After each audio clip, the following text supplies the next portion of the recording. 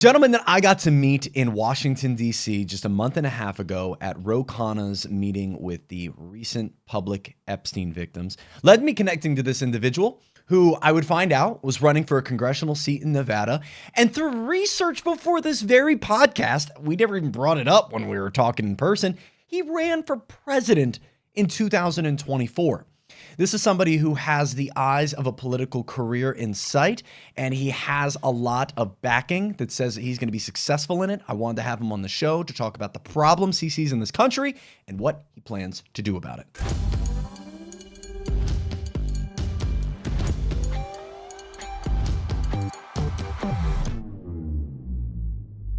Gabriel Cornejo, what made you run for president in 2024? Well, first off, thank you very much for having me. I'm very excited to be number 33 for those that are our Spanish listeners. Yes, Gabriel Cornejo. I'm out here in Las Vegas, Nevada, and I am running for Congress in District 1. And for those who are not familiar, Nevada has 4 districts, and District 1 happens to represent Las Vegas Strip, Henderson, and Boulder City. So I'm running to be the face of America's funnest district, because right now the person that currently sits in that seat is a 75-year-old woman named Dina Titus, who's been there for 15 years. And let's be honest, even the casinos know when it's time to change out the deck. And here we are. We need a fighter, not just because Nevadans need it, but also because America needs change, not just incremental change, not half measures, but actual change, because the trajectory that we've been on, and the reason why I was running for president of the United States as the voice for average Americans, is that the day-to-day experience for the vast majority of people across the country is in a state of survival, and I believe that we deserve better than that. And my life will be a testament to how I've been putting in that work to make that change. That's incredible. Let's start there. Where are Americans suffering the most right now? Well, I would say that the economics picture is something that is very clear across the country, but something that I touched on last week in an article that I wrote is that Las Vegas is the canary in the coal mine for the rest of the country, because for those that may be paying attention to the headlines, here in Las Vegas we are experiencing a dramatic economic downturn. And so for context, at this time last year we have 2 million less people compared to last year, leading to a lot of companies here having to furlough employees, on top of the fact that what is happening in the Strip, predominantly with those companies, those casinos that address a higher demographic, they're doing absolutely fine. Meanwhile, just like America, as a microcosm, people that are small businesses that don't cater to that top tier demographic are all financially hurting. And just one of those moments that people need to understand as where we're headed as a nation. And part of the reason why I ran for president is because there's an iceberg ahead. And from my vantage, that iceberg is artificial intelligence and automation, and how many, many people are going to be displaced by this innovation that's been revealed to the country and rolling out across markets. And it's very obvious in Las Vegas because we have our first casino without any human dealers, on top of driverless vehicles that are being deployed across the city, especially in the Strip. And so it's the nature of my article is coming from the vantage of a driver, because the drivers here have been a big part of the lifeblood of the city. They see who's coming in. They take people to all the different merchants, the casinos. Yeah, the Strip's not very walkable. When I got to Vegas, I realized the Strip's not super walkable. You're Ubering everywhere. No, it's really not. And the thing is, I developed plantar fasciitis about 14 years ago. Foolishly, I walked the Strip in dress shoes on a New Year's Eve night, and I have not been able to recover from that. So please do not do that. Do not make that mistake. It's awful. The worst injury I've had, and I've got many injuries that I'm happy to touch on because it's part of the I don't know if we're going to touch on all your injuries, but we'll keep the plantar fasciitis. No, yeah, please, let's not, yeah. But, ultimately, Vegas is not walkable, but the drivers here are like the first line. They're on the ground, right? Because they see when people come in. And so just for context, Trump ran on making sure that there's no tax on tips. So drivers are often recipients of tips. The service industry that we have here, a lot of people that rely on tips. And because we don't have that demographic that's coming in volumes, we're seeing that downturn. and it's very dramatic. So I've been running across the country trying to get people to recognize people are just getting by. Nevada is number 1 in car repossessions, number 3 in foreclosures. We have record high credit card debt. People here especially cannot afford to buy homes because 25% of our homes in North Las Vegas are owned by private equity. 1 in 5 homes across Las Vegas are owned by private equity. How are the average American, let alone average Nevadans, supposed to be able to purchase the American dream, which was purchasing a home and starting a family and pursuing businesses? It's funny. We had a conversation just the other day in Delaware that was kind of similar. Delaware is actually number 2. We'll beat you. Number 2 in foreclosures in America. Credit card debt, repossessions, just like you're talking about nationwide. What you're saying, though, is that Vegas seems to be a microcosm of what's coming, because you said a few things in that. There's an entire casino with no humans. There's no dealers. Yeah. No human dealers. So it's all robots. Just all. Are they actual robots, or are you just playing like? No, they're just like the digital games. Okay. Blackjack games, right? And this is like an attempt to try to see if there's a way to cut costs, right? Because just like the story of America, what happens when you have a downturn in the economy, these companies have to figure out a way to stay afloat. So the conditions that I've been warning about as a presidential candidate and now even as a congressional candidate is you have this wealth divide happening, and it's becoming more obvious. Well, the economic impacts are if consumers run out of money, they cannot be patrons. So if they can't be a customer of yours, then you as a business have to cut costs. And doesn't it make sense that under these circumstances, well, I've got this cheaper employee that I can deploy as my fiduciary responsibility as a company. I have to look out for my stockholders. Well, I'm going to bring those in, and it's a perfect excuse to get rid of people. This is paramount to what's happening not only in the private sector, but also in the public too. And you said it's also happening in the drivers. You're getting automated vehicles, and 2 million less people that have gone to Vegas this last year. Yeah, visited. So you mentioned before our podcast, and I had an interview with somebody who's from Toronto. It was about 20 episodes ago, and they actually brought up that Canada was one of the largest tourist destinations for Canada was Vegas. I had no clue. Yep. Lots of people from Canada go to Vegas, but certain Trump regulations have made it more difficult for people, or even they don't want to go to Vegas anymore. How's that played out? It's twofold, right? Because remember at the beginning of the Trump administration this time, he was advocating for turning Canada into America's 51st state. That pissed them off. And having lived in Canada myself, I've got lots of ties and relationships up there. In fact, I had a friend that came out from Canada this past week just to discuss my campaign, because he recognizes what's happening, not only here in America, but because they live so close to us and are so reliant on us as well as consumers, that he's like, okay, we're not visiting, obviously, because Trump has alienated Canadians with that commentary. And it even turned their election, because there was a conservative, Polyev, who was poised to become the prime minister. But because Trump decided to be so bombastic as he typically is, it turned that whole election cycle around. And so they have Carney now. But we do not have the visitorship from Canada like we did.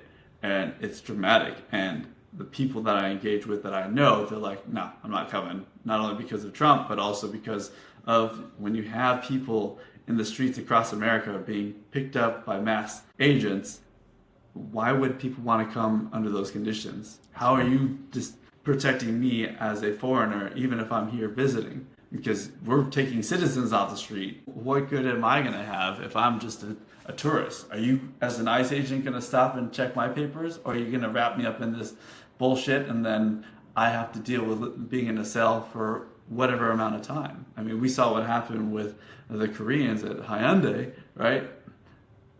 Trump gives zero consideration about the impacts on the globe, and now the globe is turning on us, and it's very prescient about how Canada is doing that and setting that tone. Do you feel like that? Do you feel like the world as an economy is turning against America? 100%, right?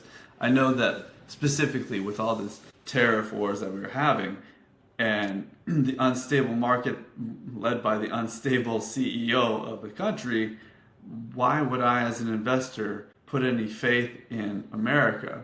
We see that the US dollar is already dropping in value, and the bond markets are doing very difficult things at the moment. Right? Gold is increasing in price, which is a safer asset, or at least that's the underlying bet behind it, right? Because if I can't trust this guy to actually have a good faith negotiation or have a market where there's stability, then why am I going to have faith that the outcome is not going to change underneath me once I do establish that relationship?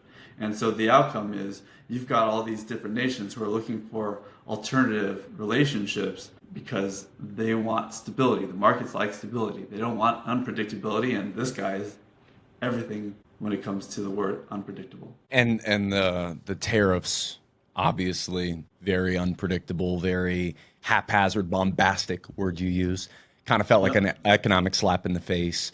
And then we have the negotiations going on back and forth. China, that has sent the markets reeling back and forth. China, what are we going to do there? That sent the markets reeling. And to your point on the bond market, yes, we have been primarily creating T-bills to create new debt, shorter term debt, because we don't want to put 30, 20, 10-year debt at scale up for sale because we're not going to get as many foreign purchasers these days. We even had a recent report from the central bank saying the Cayman Islands are now the number one holder of the nation's debt. The Cayman Islands, the shell company pseudonym, is the world leader in holding of our debt, more than Japan, more than the United Kingdom, more than China. That's weird. So you're right in terms of the bond market, in terms of other countries. I didn't even realize that with tourism. Tourism probably is down from other countries just due to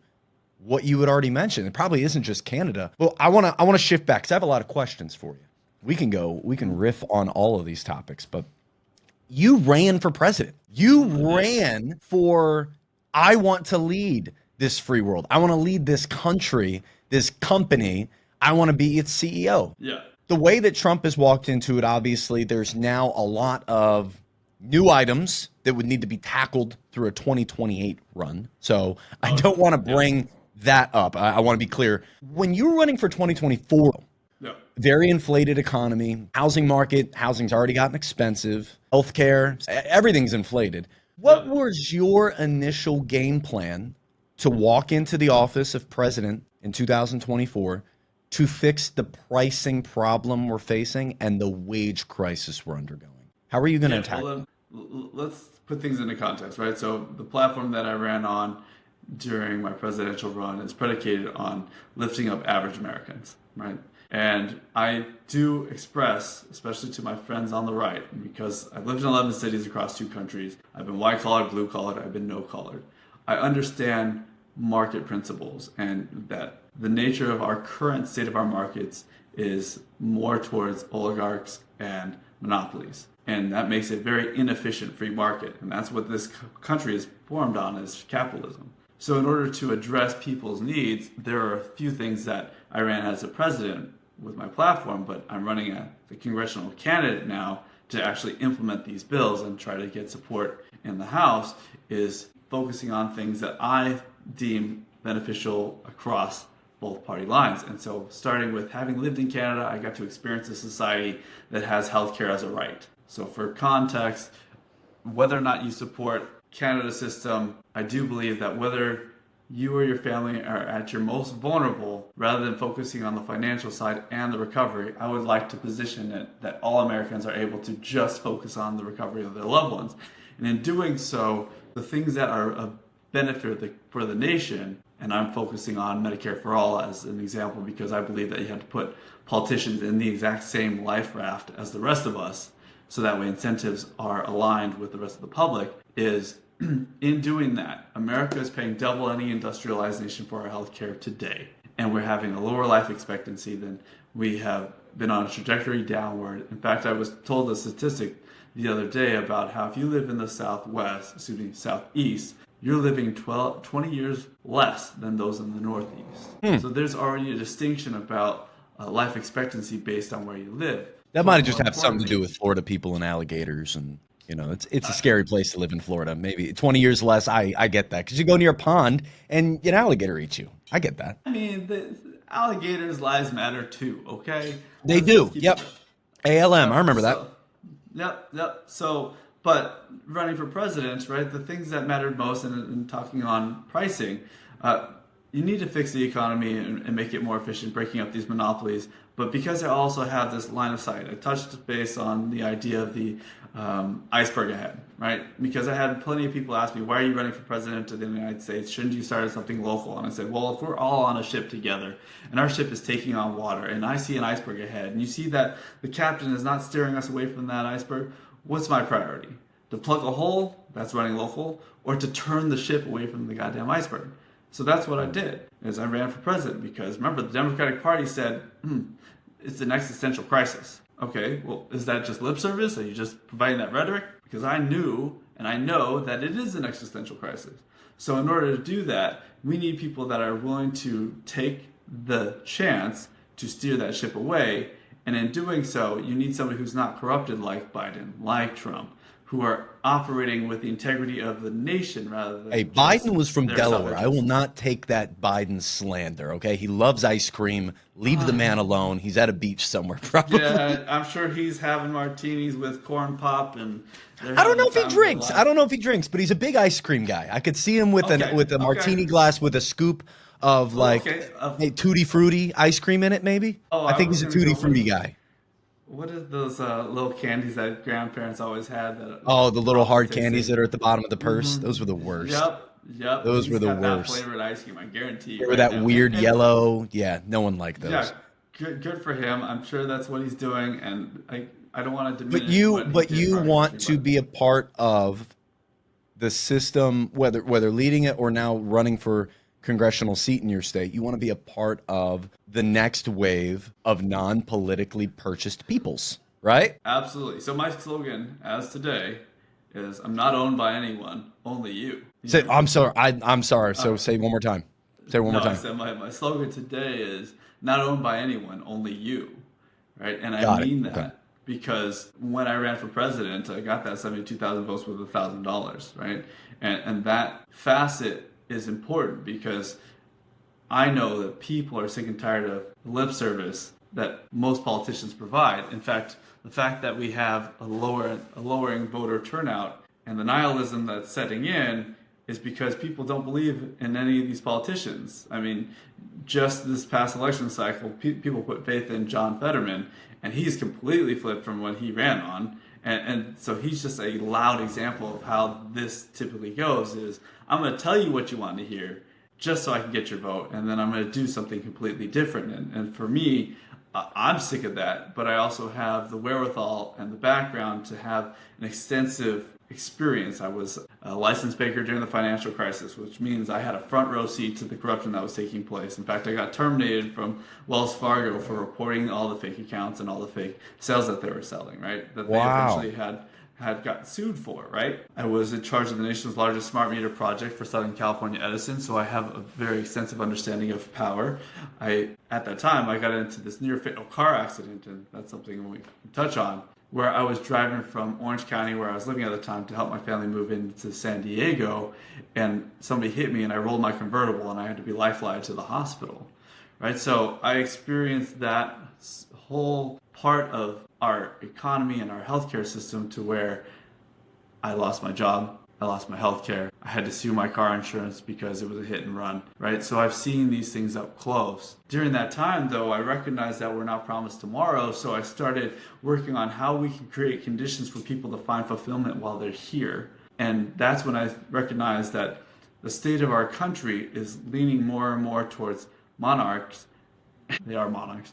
And that typically in America, people have pursuits and dreams that come in the form of companies and starting businesses. And so what I determined was the biggest obstacle for that was going to be companies like Amazon. So I built a company that I ran for 7 years to take on Amazon because I was concerned we would become the United States of America brought to you by Amazon. And during that time, I was on a reality TV show. I had news coverage across the country. I had started the company out in Arizona, but I moved to the Bay Area, right? And these things I've been working on ever since because I want to help create conditions, and now in the public sector, create conditions for people to find fulfillment. And so my interest is turning America into the world's largest startup incubator. And so the platform that I'm running on are all attempts to try to do that. And so that's why I was talking about healthcare as one. But the big iceberg ahead with artificial intelligence and automation means when people lose their jobs to robots and artificial intelligence, how are they going to pay for the roof over the head and food on their table? Well, I'm a proponent of the universal basic income. In fact, I adopted the language of Andrew Yang from his presidential run with the freedom dividend. So that was a part of my presidential run, but that's important to understand. That's what I'm running on today. And so because Las Vegas is the canary in the coal mine, I can demonstrate and say, look, people, we know that we're experiencing all these economic challenges here specifically, and we are the loudest, right? We're the first and the loudest in Las Vegas. Why can't we be the first and the loudest with these solutions? So this is what drives me each and every day. Vegas is cool though. So I mean, if every state became Vegas, it's fun. It's cool. We all got a casino. But what you're saying specifically is that's where automation is being tested. AI is being utilized. Getting people out of payroll positions in exchange for automation is happening. It's not theory anymore in Vegas. And you brought up one thing earlier, private equity. Denver, Atlanta, Boston, Nashville, Vegas. This is where private equity is buying. And they are spreading. You said how many homes in Vegas are bought by private equity? 1 in 5. 1 in 5. So 20%. 180,000 homes here in Las Vegas Wow. are estimated to be purchased by private equity. And that's a stat of, just so I'm clear, is that purchase per year or total owned? They have 1 of 5. Owned. So out of the total supply available. Yeah, there's something specific that I want to make sure that people understand because, the Democrats often talk about how we need to build our way out of it. So let me put this into context for those that may not know. Nevada is one of 7 states that shares water rights with Colorado River. Okay, our water rights are under negotiation right now, and that contract at least ends up in 2026.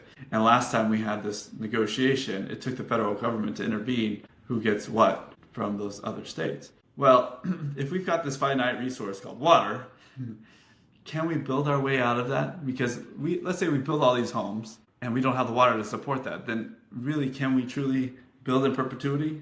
The answer is no. So then how do you alleviate the market and allow for people to buy their homes if you can't build your way out of it? Well, then you have to put limits on how many homes can be owned at once, right? Because you have to increase the supply somehow. And the fact of the matter is we're at a late stage version of the game Monopoly where we've got people with all this capital that are able to affect whole markets. In fact, buying all these homes impacts the market greatly. Well, I want you and your loved ones to be able to buy a home, and that means I got to put limitations on individuals that have multiple homes, private equity that are buying because they're just trying to increase their profitability, because I believe that you deserve to have the American dream in whatever capacity, and the affordability comes at the back of these monopolies, which is why you have to come for those monopolies. The antitrust laws you mentioned, yeah. Absolutely. And so the platform that I'm running on is to try to bring all that capital that is being hoarded at the top, bring it back into the public space, and deploying it through universal basic income is only one facet of that. All these different limitations that come into play is an attempt to try to make it more efficient free market. So if you're listening and you're on the right and you're concerned about how, oh, this guy is a socialist. No, actually, I'm not. I'm a capitalist. And Adam Smith said that monopolies are a threat to our capitalistic system. So you have to address that. And that's the same thing that FDR was focused on. He said, I want to save capitalism, so we have to make sure that we don't have these monopolies. And how do you address that as one vote in the House? Well, I'm going to at least lay down the foundation for that. And then in 2028, I'm going to leverage the bully pulpit and make sure that people know across the country who's to blame. Because that's the one thing that I can commend Trump is he's using the bully pulpit properly. All those presidents in the past, they were afraid to interfere with the free market, and here we are because of that fear, or because of, from my vantage, the corruption that they were complicit in. You're getting people like Trump, but now the opposite side of the coin is somebody like me who's here to effectuate change for real, because I'm not motivated by money, because I told you that car accident helped me understand that what is actually a priority is time with your family and time pursuing things that fulfill you. Amen. And you said something that probably ticked somebody off that's listening, is like, oh, Trump's using his platform for good there. I'd agree that the MAGA following, follow me on this, were right in what they voted for. A lot of them voted for initially for the deep state to be removed, for the corruption to be rid from our system. It's just my opinion and many others that they voted for the wrong person to do so. And that corruption has been term after term after term after term. I mean, right now they're looking at a guy named Rick, who's executive at BlackRock, to potentially be the new Fed Reserve chair. Come on, that's nuts. The housing side, though, I'm very obviously interested in, and I played around with a lot of what if we did this, what if that solved it, what if this solves it, and you bringing up a cap limit on ownership. Explain that for somebody listening on what does that mean? What would the cap be? How would this affect the housing market? How would it make it so home prices are more affordable? Like, explain that to me. Yeah, well, let me give some context about the way I perceive the government should operate, and especially as the role of President of the United States. I'm a big basketball fan, but choose your sports league. I believe it's the role of the government, especially the president, to operate like the commissioner of a league. I'm not here to pick which team is going to be successful. I'm here to make sure that the overall health of the league is fair and balanced, right? So in this particular case, as the NBA goes, there are salary caps, okay?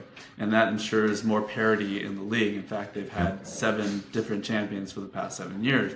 So when I talk about caps, it's not because I want to put limits on people's pursuits. No, not at all. What I want to make sure is that because those of us that weren't born into a household with all this capital that was passed on, there were a lot of tax avoidance that come along with that process. But for those of us that want a piece of the American dream, how do we do that if the economic prosperity is only trickling up? Well, the limitations are like saying, okay, if we've got 100 slices of pizza, okay, and somebody has 90 slices of pizza, they can't possibly eat all those slices, right? And the rest 10 of us are still sharing the slices that remain. Okay, well, how do we try to make it so it's more fair? Limits, in this case, in Nevada, there was an attempt to put a cap of 25 properties. Okay? And I met a gentleman last year who had 900 properties. And I was discussing this potential, and this is something I believe in. So if that gentleman who had 900 properties was limited down to 25 properties, that automatically frees up 875 properties. So they would be, in that scenario, asked to, within a certain period of time, sell off their properties. Correct. Yeah, and we discussed that ad nauseum. You can't just ask them to do it all at once, because then it's just going to crash the market. And I understand that. But over a 5-year period, I got to get you to relinquish those properties, because the public needs that. Because we've got people that are unhoused, and that number is growing. We've got people that are lifelong renters because they cannot afford to buy their homes. So the first time home buyer age right now is 39 years old. I mean, God damn it. What happened to our country? It used to be that you used to be able to run a household with one income. Now you've got to be 39 years old to even afford a house. 39, dual income, retired parents that are giving you a gift. Yeah, you need all of it. Yeah. Well, the thing that was interesting, I learned during the presidential run, Andrew Yang's campaign manager used this term DINK, dual income, no kids. And I had never heard that before, but I mean, that's pretty much the direction that we're headed in as a nation, assuming that people are even forming families, right? Because the economic conditions are the driving factor behind a lot of our civil woes. And this is where it's important for people to know at home that those at the top want you fighting from the left to the right, because when you're fighting left and right, you're not fighting up. And so what I've been trying to implore people, regardless of what side of the aisle you're on, is don't look left and right, look up. Because the economic transfer of wealth going to the top is the driving factor of why you're experiencing the pain. But it's easier for them to say, hey, that immigrant over there, they're the problem. Even though They're that the immigrant has problem. no They're the power. problem. It's the immigrant, not the rich person. Don't look at them. Right. And because I'm in these rooms and discussing with people, as I alluded to, I was in the Hamptons. I was meeting with people that were worth $200 million and up. And I'm listening to their tax advisors come in and pitch to them and say, don't turn your earnings into income. Let me show you how you can avoid paying taxes. And that's what these people are getting pitched every day. I think that's problematic, not only because they're avoiding taxes, which I believe is a responsibility, and if we had a responsible government, then deploying those resources in ways to keep the health of the nation, I would be behind. But because I can't trust the government right now to do that, because I don't believe that Donald Trump is out here looking out for the rest of us, but he'll tell you that he is, then what other option do we have? We've got to storm the castle rhetorically by getting people... Maybe rhetorically. I don't know. Some people are ready with the pitchforks. Some people got their torches on standby. I don't know. Absolutely. And I brought that message to those same one percenters. I said, because those pitchforks are coming out, right? And I said this last year because we have all these conferences that take place here in Las Vegas, right? And so the Amazon Web Services, they had their conference, and I had some investors, and I said, the pitchforks are coming out. Very next day, Luigi Mangione murders the United Health Group. And I wish I was like, see, data point number one. Pitchfork. So then I had that conversation again with some of the panelists, and then Charlie Kirk gets killed, right? And so I wanted to follow up and be like, do you really feel like you're safe? Do you feel untouchable, right? The state of our nation is there's a lot of friction, and we have more guns than people. So a lot more. The choice, yeah. And it's so like 3 guns per person in America. It's crazy. Well, the point being is that we don't have to go down that path, right? I wrote an article about how Matt Damon made me do it, okay? And I tell this story because many people at home have probably seen the movie Elysium. Nope. And the movie Elysium, great Explain film. Just to understand the context, it's the future of humanity. Earth is full of poor people who live amongst artificial intelligence and robots, and the wealthy live off planet on this ship, Elysium.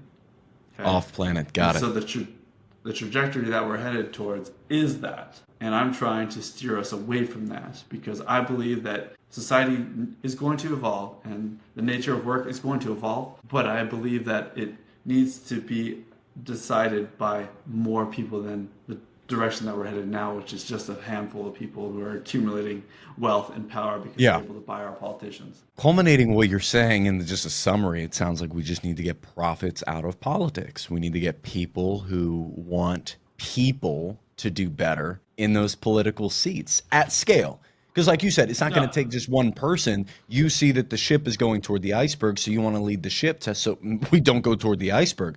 But it may take Congress flipping over, the Senate and the House of Representatives flipping into a group of people who aren't purchased, who aren't just living out lifelong terms. There should be term limits. I'm sure you would agree with that, as many blue and white would agree with that. Yeah. Yep. On the wealth side too, I see it all the time. If I talk about home prices going up to somebody who owns a property or somebody who has the ability to buy more properties, it excites them. But when I talk about that to somebody who's already trying to just get prepared to buy one, you know, they are financially able to buy a home if they could get in a time machine and go to 2018. Like they're ready to go. Right. But now in 2025, they're not. That very piece right there stinks so badly because there's nothing that can necessarily be said to that person struggling from the outside looking in, all while the rich are just like, my assets will be worth more. Oh my God, let me buy more. And they're just buying more properties and they're buying more communities, or these private equity funds like Blackstone, for example. They'll buy not just the home, they'll buy the entire company that already has an 80,000 home suite. That already has a portfolio built. And these are moves that the giant oligarchs make. You out there in Vegas, you know that one family. We talked about them already. I want you to bring them up. But what family Right. out there in Vegas do you think is somebody that we need to be looking at, keeping tabs on, and reading more into? Yeah. For your audience, it's important to give context about how we met, right? We were in DC together because Ro Khanna and Thomas Massey, all friends of mine, were bringing the public awareness and giving a platform to the Epstein file victims to speak, right? And at that time, I came out there from Las Vegas because I felt it was pertinent to highlight what had happened just a few weeks prior. Agreed. Here in Las Vegas, we had the Black Hat Conference, which is cybersecurity. So there's DEFCON and then there's Black Hat, and those are the hackers. Okay. At that time, the FBI arrested 8 individuals who were planning to prey on children here in Las Vegas. Out of those 8 people, 1 person was allowed to leave the country, and that was an Israeli official. Okay, and so that was the impetus behind me going out to DC, because it all ties together. Here in Las Vegas is the headquarters of the Sands Corporation. The Sands Corporation is owned formerly by Sheldon Adelson, but is presently owned by Miriam Adelson. Miriam Adelson is a staunch Zionist. She is not only a staunch Zionist, she also owns the Las Vegas Review-Journal, which is one of the biggest news publications here in Las Vegas. She owns many across the country and in Israel.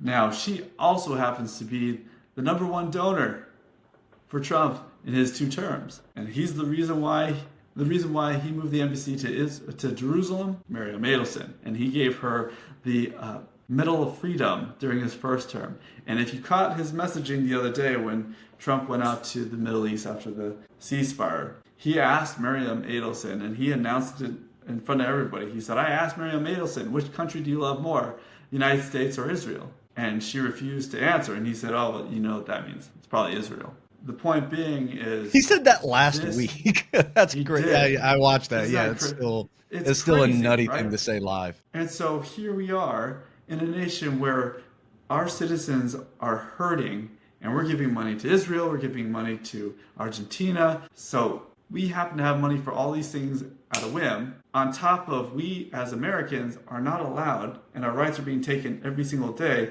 to speak ill towards Israel. And so for me, here in the state of Nevada and Las Vegas, because my district is in the hotbed, there's a reason why the woman that I'm running against, Dina Titus, has not said a single word about that Israeli official. In fact, he's due back in court in 4 days. I'm going to be at that courthouse to make sure that he's held accountable for the things that he was doing. But he was allowed to leave, not only because it's my belief that Miriam Adelson interfered, but also the U.S. appointed attorney for the Trump administration, this woman here, a Republican, born in Israel, and forgive me, I cannot pronounce her name very well, also had a part in getting to see that Israeli official leave the country. Tell me, in what world would we ever let predators allow them to vacate accountability? Because remember, just last summer, we had The Sound of Music, and conservatives were up in arms pushing how much we need to go watch this film and how important it is that we understand that children are being trafficked. Recognize that under Trump's watch, under Dina Titus's watch, I think you meant The Sound of Freedom. The Sound of Music is a beautiful song. Yes, that's a beautiful movie from the 30s or 40s. Yeah. No, great movie, not about children being trafficked. Wow. Yes. But I thought you were going with like the Nazi tie there. I thought we were going like German Reich type. I didn't know where the connection was going, but you meant Sound of Freedom. Yeah. Apologies at home. Sound of Freedom. Actually, I have my much different movie. Actually, I have a tie to that movie though. No way. The Sound of Music. Yeah. My cousin's mom's sister. So I don't know what that accounts to. She was the baby in that film. So anyway. Oh, okay. Not like being a baby in a movie. You don't remember it. Yeah. Looking back, like I did great. I nailed my lines. Yes, absolutely. Take 2. Well, let's do it a go. I don't think you got my good side. Let me try this again. Yeah, the baby had like one of those real moments like Bill O'Reilly. We'll do it live. We'll do it. Yeah. So yeah, it's a funny connection. But so yeah, back to Sounds of Freedom. This is happening. Sound of Freedom. I remember that was a very serious film, and I think it was important. It touched on things that are very important to recognize and to want to address. All of that comes back to what's happening in the Epstein files. Everything comes back to children being taken advantage of, the government shutdown right now, right now, Mike Johnson doesn't want to bring people together to bring in the woman that won her seat in the special election out in Tucson, Arizona, where I happen to live. Shout out to Tucson. Bear down if you're a Wildcat. Because that woman has committed to voting to release the Epstein file. And here we are in a government shutdown with all these distractions that happen on a daily basis because these people, these pedophile protectors, want to prevent you, the public, from knowing what's really happening. And it's my belief that this all comes into focus that has something to do with Israel. All right, full stop. So just to wrap my brain around that, your theory is that the government is shut down because Mike Johnson and the GOP are scrambling to figure out what they will do when this congresswoman is brought into office, which I think has been like 3.5 weeks, 4 weeks. Yes. She's been trying to be sworn in. Yep. It's been a month. And that's a proper term. She's being sworn into her position, correct? So the theory is she is being delayed and the government is inevitably now shut down because if she were to be sworn in and the government were to be open, that we would get the release of the Epstein file. Absolutely. I believe that's a big factor in doing that, right? Because there are a lot of things that are happening all at once, right? Imagine this. We already know that Pam Bondi had lied about there even being details about the Epstein file. Mm-hmm. Yep. And what needs to happen is I need to buy time if I'm the Trump administration to scrub all the facts and details that are under his control. So that way, when they're released, it doesn't come back on me if I'm Trump, right? And we know Trump's got a long history with Epstein. He's trying to buy time. I mean, it's eventuality that she gets to take that seat and will cast that vote. But do you think something changes in the interim? Do you think that the files are being doctored as we speak? Do you think something happens to switch? Yeah. Do you think the voting sways when we're out of this? Maybe 2 congressmen change their mind. You know, what's going on behind the scenes? Do you think we're going to ever see the legitimate 100% transparent files? Well, the way that you phrase that, legitimate, the Trump administration is going to say these are the legitimate files, right? Now, the truth is I can't answer whether or not they're going to be doctored, missing files, anything of that nature. But what I can guarantee is they're stalling, and it's not without purpose. And your thought process is this stalling effort, which has now actually ground our government to a halt, is over these files.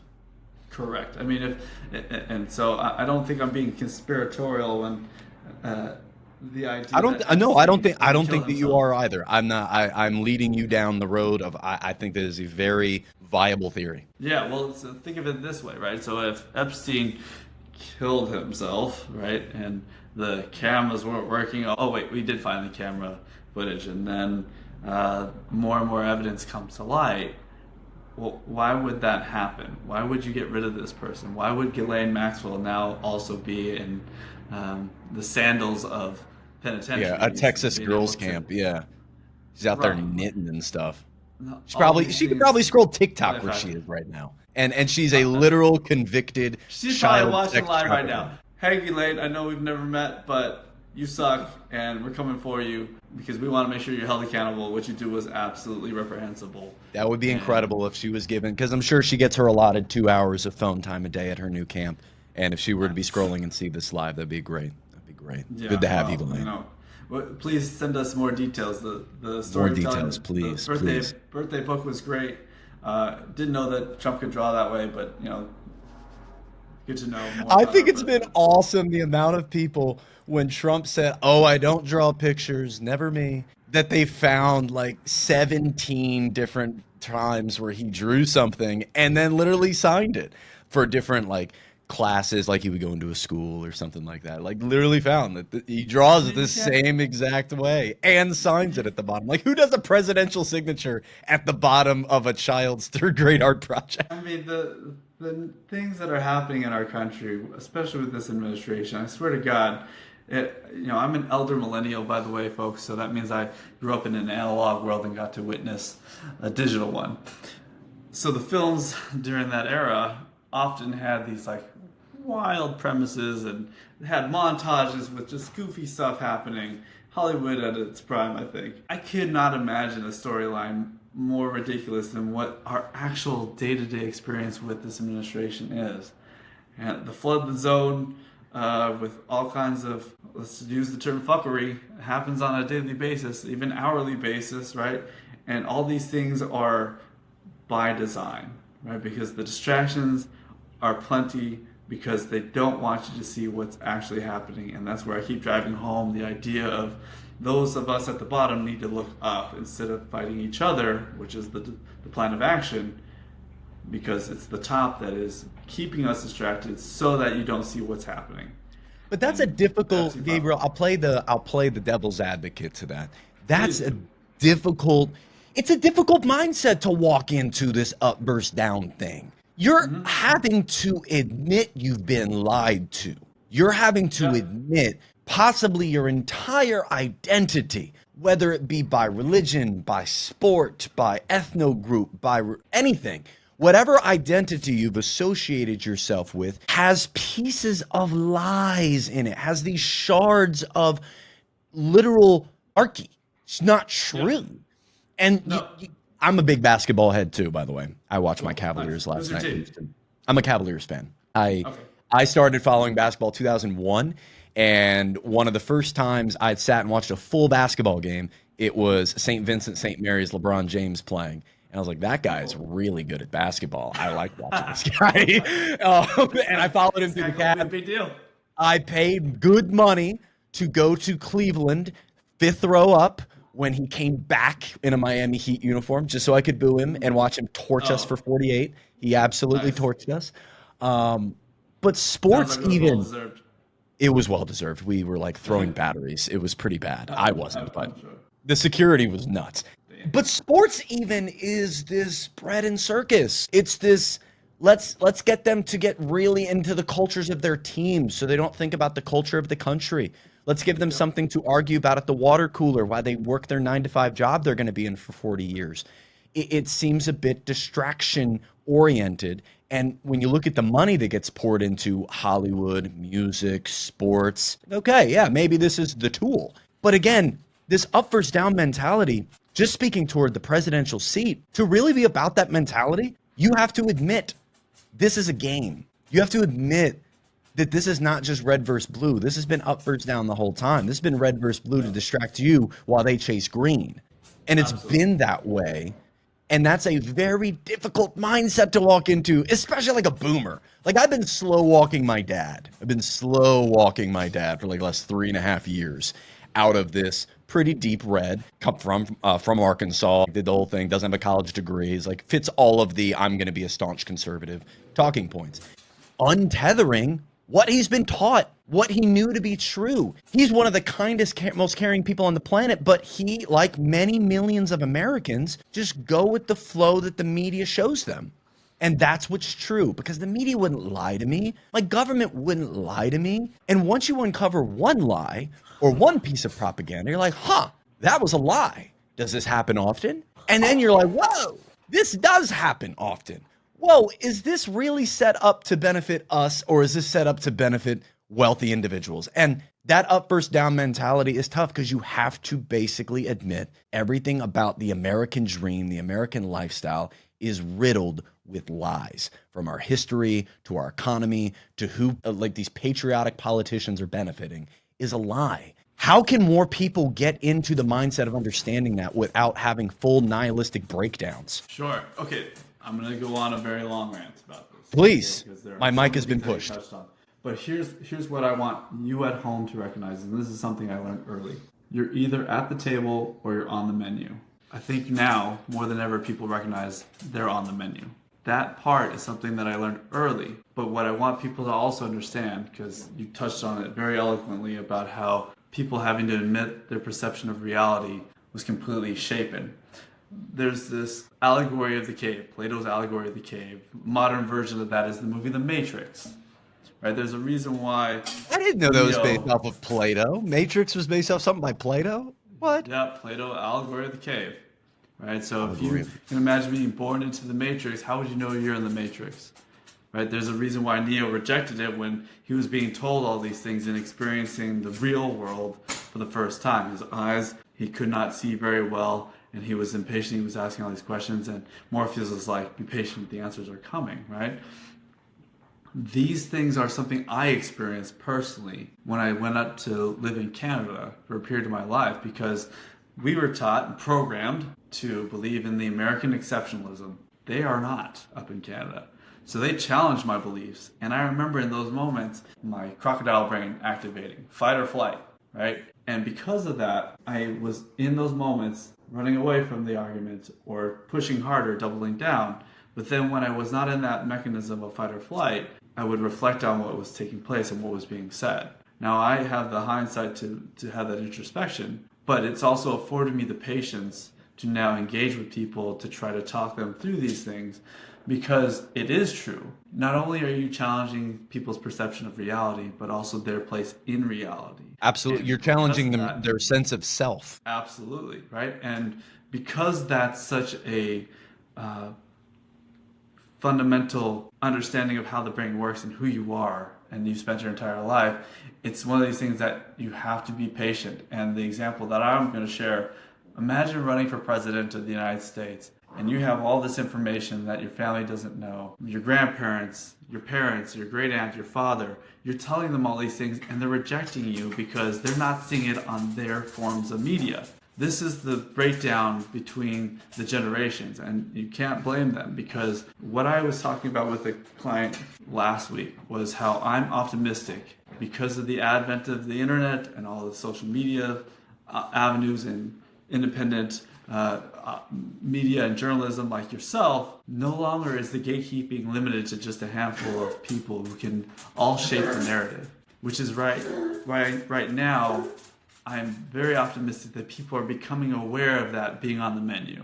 And because of that fact, people are opening up to the idea that the matrix can even exist. And once they have a more firm grasp without that state of being in fight or flight, the clarity that comes with it means that we can all push in the right direction. So it's just a matter of being able to be patient and recognize the things that I myself am very good at, having this wide breadth of experiences, having lived in 11 cities, 2 countries. I don't wear a jersey, but I also understand how to mix up my words that I use so that it resonates with whatever side or lens that you see the world through, right? Because if I'm advocating for Medicare for all, and you're a business owner, and all you've ever heard is that, well, those countries that have some system like that, universal health care, they all come here to the United States.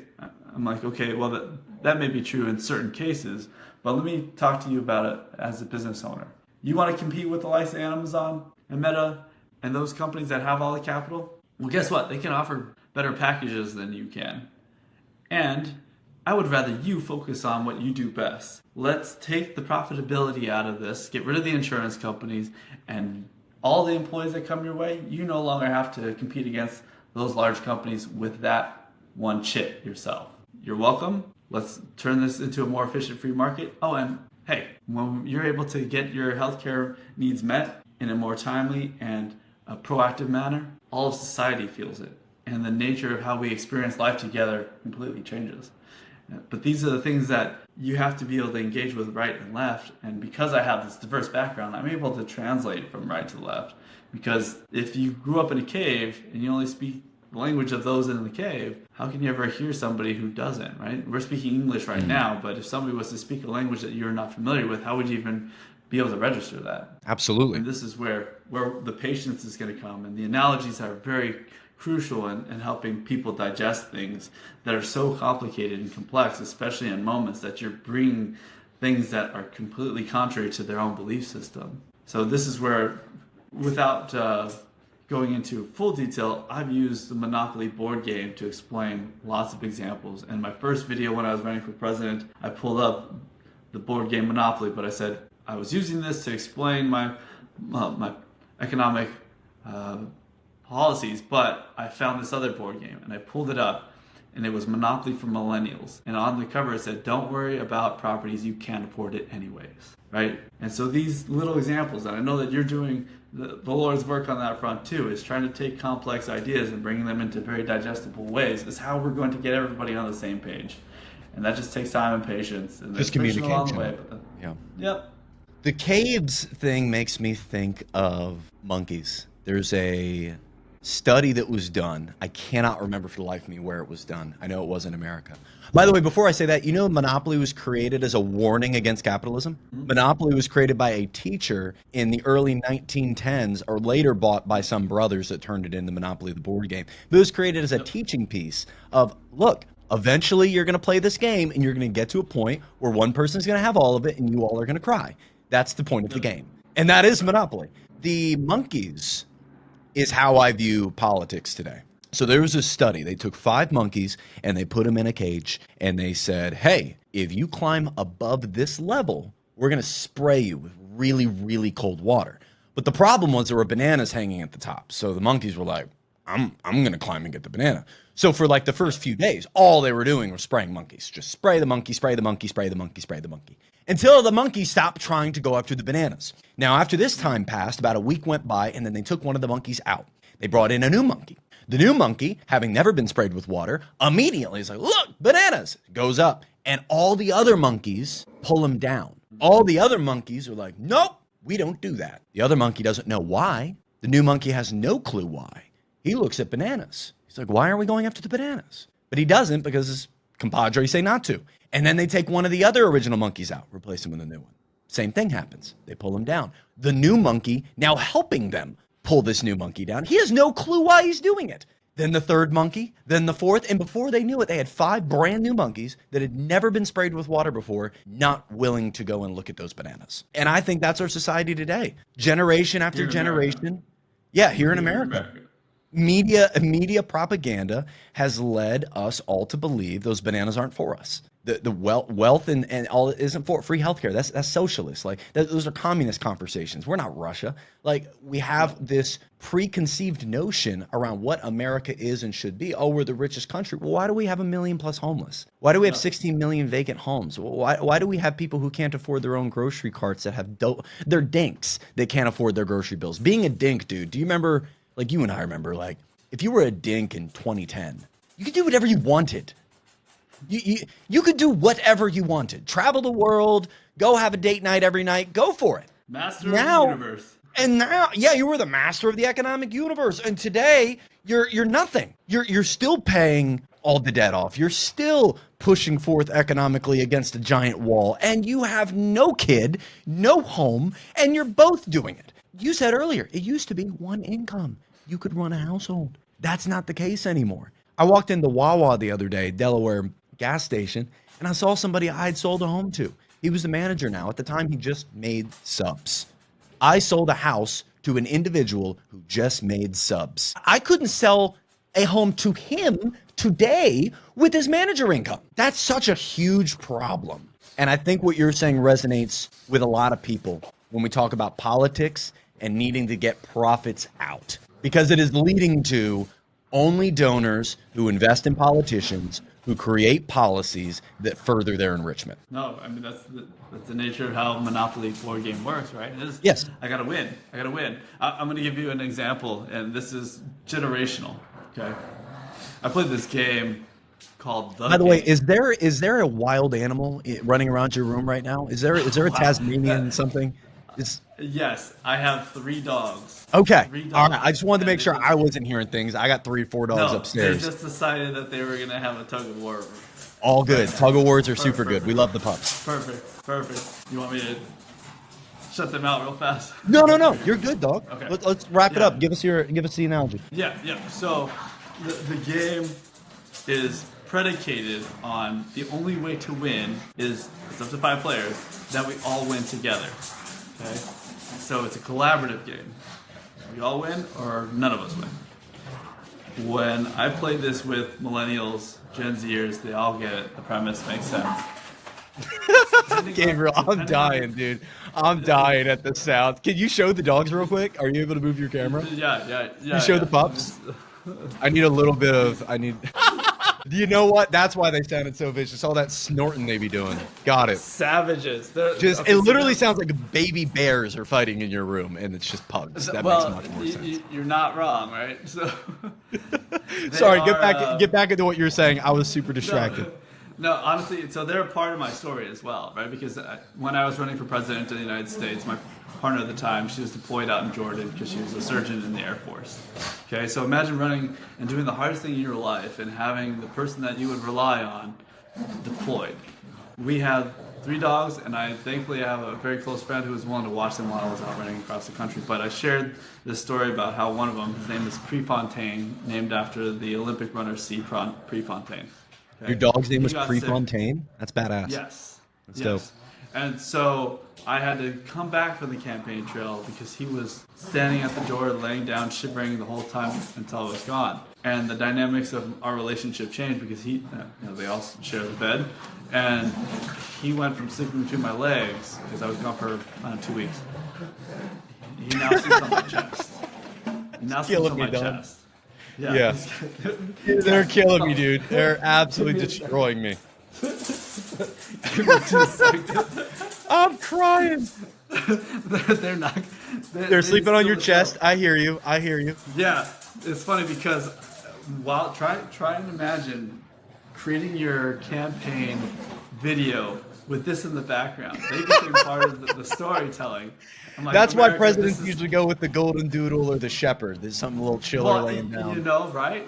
That's typically the smart choice, but we rescued these 2 out of 3. And so his name is Lincoln, the other one's Prefontaine, and then the OG is Boris. So you didn't get to see him on camera, but he's the sweetheart. So anyways, the moral of the story being is that my life is just like any average American, right? We've got a million things happening all at once. Nothing can show up perfectly because that's just the cards that have been dealt to keep it here in Las Vegas, right? The game, predicated on collaboration, depending on the generation that you're playing with, and the boomers, the Xers, they didn't understand the premise of either we all win, nobody wins. They kept asking, yeah, but how do I win? How do I win, right? Because that's the programming that was a part of that experience. And so for us younger generations, we've seen what that amounts to. We've seen how the late stage of capitalism, late stage of the game of Monopoly has created such an imbalance, and how we are just keeping our heads above water, living paycheck to paycheck. It's my fundamental belief that we deserve better than that. And the things that I believe in, are resonating across this country, and more people are stepping up in this moment because the gatekeeping is not happening. I'm taking what you're saying so seriously. I hope you know that. The snarling that just happens randomly in the background is absolutely destroying me. Oh, are you kidding me? It's the soundtrack of life. I love it, dude. I love it. Well, we're over an hour now, dude. This has flown by. We're gonna have to have more conversations. We're live here on TikTok. We're on Spotify, Apple, YouTube. If you're wanting to listen to this full conversation, but you're hitting a nail on the head that I think that so many Americans are just begging for their local representatives, congressmen running for Senate seats, seats, like literal, or not clerk, insurance managers for states, just the tiny local stuff. I can't even get my words out over it. It's just so local and insignificant and stupid. But the people that actually cared about the community started localizing themselves into these government positions, or even like yourself, to the lengths of running for the actual leader of our country. If those types of people were put into those positions, inevitably things are going to get better. I don't care if it's blue or red. If you got a group of 600 individuals, 500 individuals that want to make laws together that aren't being paid by foreign entities and lobbyists, and they're there because, wait, we actually want to do better for this country? That's why we're here? Oh yeah, let's do it. I think the conversation is going to bleed into good decisions. That conversation right there amongst 500 like-minded, want better for the country individuals. And right now it's ruled by people that want their side to be right. They want their color to be correct. They want to vote down the partisan line of whatever the president puts down. And that's just not the political feeling that most people get from political pundits is that they're going to No, of actually course. work for the person. Let me get controversial for a second because this part is important and we touched on it earlier, but I didn't get a chance to interrupt. While running for president of the United States, I got an intimate understanding of how these parties work. And so my fight presently is not just against left and right. My fight is not just the top and the bottom. It's important that people understand how we got here because the Democratic Party, the party that's supposed to be the party of inclusion, the protectors of democracy, took away your right to vote. You did not get to select your leader. And I touched on how Kamala Harris was appointed.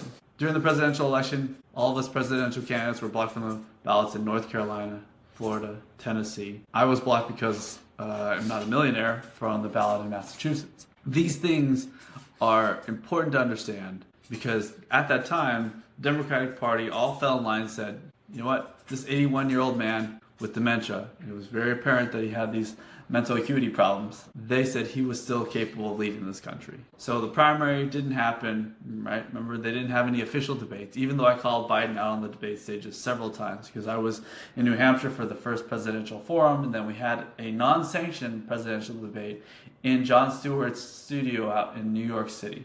These people were gatekeeping then. And the fact that your vote was taken away and that Kamala Harris, who never earned a single primary vote in this election and the prior one that she ran in, was anointed. I went to the Democratic National Convention. Myself and two other candidates were there, and between the three of us, we had 600,000 votes. None of us were allowed in. I was not there to be at the convention because I was there with the people, with the Free Palestine movement, marching on the convention. So when in this election cycle, when you're frustrated at the outcome and you're frustrated that you're not seeing leadership right now for the party that's supposed to be holding down the fort for the working class, Chuck Schumer, Hakeem Jeffries, you guys are supposed to be leading, yet you're not. You're not even willing to support Zoran Mamdani, who has earned the trust of the people and has hit the nail on the head about what is problematic in his city. This is an indication that this party is sick. And I need people to understand, trust in the party, be cautious. What I'm imploring you to do is there are going to be plenty of people who are going to come out in this moment to try to earn your trust. And because I ran for president and was disgusted by how the party operated, I ran as an independent in Las Vegas. Would you believe that the party blocked me from the ballot and Dr. Jill Stein from the ballot? The nature that they did that, they gave Dr. Jill Stein forms to collect signatures. They gave her the wrong forms. Oh, and no. So when she submitted them, she submitted 3 times the number that was required. The lower level courts said, you know what, we understand. You need to allow this woman to be on the ballot. It went up to the Nevada Supreme Court. They're appointed, all Democratic. And it said, no way. It went up to the U.S. Supreme Court. And the U.S. Supreme Court, their decision impacted my ability to get on the ballot as well. Said it's too late to intervene. For me, they blocked me by stripping away 60% of my votes, or my signatures, That's not typically how many signatures that they take away, and I collected them all myself. And they kept me off the ballot for 8 signatures. So I'm very skeptical of this party because it's not just at the federal level, it's across the country. So when we're talking about seeking out those people that are here to represent us, while running for the congressional run, started driving for Uber and Lyft because it's too hot in Las Vegas. That was during the summertime to knock on doors, but I wanted to be able to pick up my constituents. And I had this conversation with a passenger, and she shared, she's like, yeah, if I was to buy a car, there would be a Carfax. And I said, yeah, we need to start demanding a Lifefax. I want to see receipts that you are in this fight for us. So be very skeptical about who's coming forward and dive in. Tell us. I need to see exactly what you're doing and what you've done because we're not buying the rhetoric anymore. And I think that's prevailing across the country as we see that the polls that came out recently about they were asking people, give us one-word answers for each party. The answer, an overwhelming response for the Democratic Party was weak, and the answer for the Republicans was extreme. And I asked somebody who's running for lieutenant governor here in the state of Nevada, I said, do you think that they're weak by design? It's my belief they are. And that's how sick our system is. Buy both parties and get what I want and put the bottom against each other. Well, when neither one seems to be pushing for the working class, I think your theory there has a lot of evidence to go off of when we're not seeing the red or the blue really push for the regular everyday person. No, absolutely. The idea of the American dream is not even a consideration at this point. Yeah, now for many we're men. just trying to figure out how to pay our rent, and we're just trying to figure out an article that I'll be writing soon. And the image is Ronald McDonald in front of a chalkboard with the words Economics 101, and he's teaching Donald Trump. The CEO of McDonald's recently stated, he said, people are skipping breakfast. Wait a minute. Now people are sacrificing even breakfast because that's the nature of our economy right now, is people are just figuring out how to keep their heads above water. How to survive. While taking how to survive. on all this debt. And all these indicators are there. What is Donald Trump doing about it? What are the Democrats doing about it? What is anybody who is actually looking out for us going to do? They're back at it. They're back at it, dude. They're back at it. I love it. I love it. No, but, and we can round out there. Gabriel, you said something I want somebody listening to this to go out and make. Carfax for politicians. That's what I want. I want to be able to download a report, see everything you voted for, everything you've done, everyone you took money from. I want it all right there. I want to know who your dogs are. Do they wrestle with each other when we're on calls? I love it. Absolutely. I love it. Absolutely. Dude, this is how it where goes can down in people America. where can people best connect with you, friend? Yeah, so NB Gabe, that's Nevada, right? Abbreviation for NB Gabe. But if you want to see my content, including I did a how-to run for president of the United States throughout my social media. So if you want to see all the documentation, because when Kamala was appointed to be the representative for the Democrats, I ran into New York City, into Fox Studios, ABC Studios, CBS Studios, to try to get them to take the story because the Democratic Party changed the rules. All these things are available for the public's consumption because I'm transparent about things. I'm just like you. I'm trying to figure out how to do these things, including leading this country and changing the trajectory. But it's important that I empower others who may have the goods and the expertise to do that. But it's important that people understand what this looks like. So Gabe USA on most of my social medias, or the Gabe USA on social medias. Those are how you can follow me. And if you want to support my campaign, I would greatly appreciate it. Because remember, I'm not owned by anyone, only you. And the only way that we can do this is if we coalesce, because we had the No Kings protest happen, and that was a show of force and an example to each other that there are enough fighters out here that we want better. But now we have to effectuate that. And the call to action at this moment in time is find those champions, support them, because we're up against big money, big interest, and a big machine that is not going to be stopping because they're making enemies out of us all. And don't be fooled by that. It's almost like the blue and it's almost like the blue and red party are fighting on your floor right now.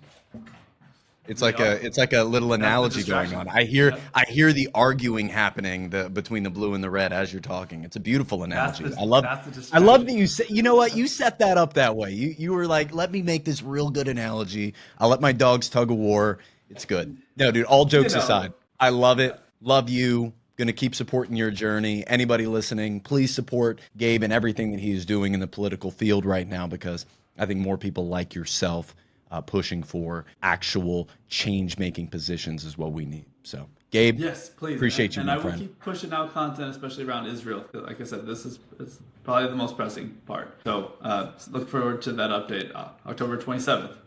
October 27th. Hearing, so. Yeah. Thank you for having me. I appreciate it. You keep doing what you're doing, because like you, James Lee, there are a few of you out there that are operating on behalf of all of us on the ground floor. And I can't thank you enough, because as I said to a client recently, I said, we're in a period in our civilization where the gatekeeping is not able to hold the lines anymore. And now we've got people like you who are operating on behalf of us, doing the Lord's work and bringing us information and fighting the good fight for the rest of us, because it's going to take all of us to make this change happen. We're fighting the good fight, brother. I got to be honest. I tried not to talk about his dogs as long as I could. Joe and Sean are in the background snickering, and I couldn't hold it in any longer. I was tearing up behind my glasses. I was literally tearing up. That was a fantastic conversation around where we're at politically in America. We are at the point where we need a whole new archetype of politician to reign supreme. We need at scale young men and women like Gabriel, millennials, Gen Z, who see the problem, understand it's going to take community and communication to create a solution, and then implement it. And implement it for the purposes of people, not profits. Seems pretty simple on paper, but conversations like this need to happen more. I encourage you to have more conversations like this, cordial, debates without hate, and getting into the weeds of what the problems are and how we could possibly solve them. We're going to keep doing that here, so please feel free to subscribe if this is content that you want to see more of, and hit the like button if you're still here. It's good for the algorithm, I hear. Appreciate you a ton, and that's been episode number 33 of the Zach Foust Podcast.